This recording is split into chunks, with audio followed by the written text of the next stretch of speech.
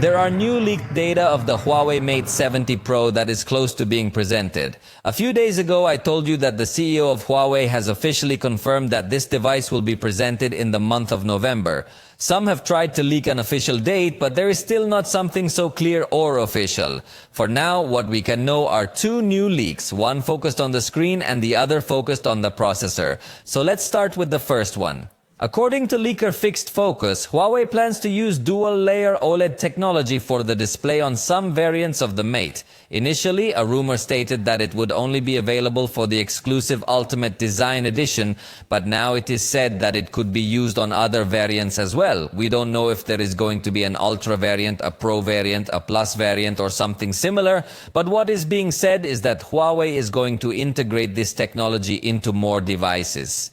For those who don't know, the benefits of this type of display in a nutshell are twofold. Right off the bat, it can give you a lot more brightness, and we're also going to find greater efficiency in power consumption. So if you increase the battery capacity and switch to this type of display technology, the improvement in battery life will also be very noticeable. Huawei currently uses this technology in the MatePad Pro 12.5. I will be sharing a review of this tablet soon. And Apple also uses this technology, which they have dubbed as Tandem OLED, in the most recent iPad Pro.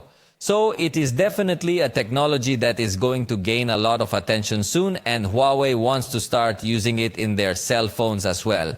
Regarding the processor, it is said that it will be built on a 6nm process.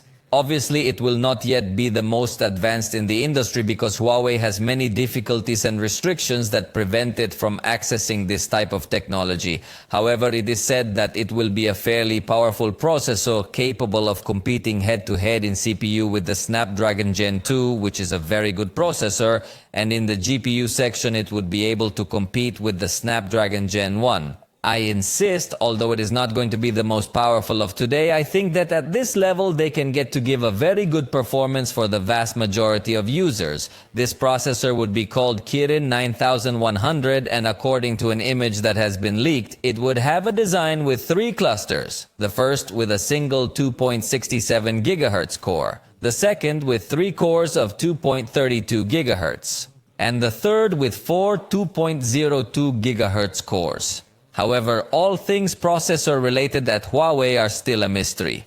They have already investigated TSMC, who was said to be secretly collaborating with Huawei in order to be able to offer them processors. TSMC absolutely denied all of that and said they were going to help the investigation because there was probably a company that was buying the processors and then giving them to Huawei, but it wasn't directly Huawei. So, there are a lot of investigations going on. In fact, they also want to look at putting more restrictions on SMIC, which is a factory in China that is currently working with Huawei to be able to make the latest processors. So there are still very complicated things ahead for Huawei, but they are still launching devices and it looks like they are not going to stop.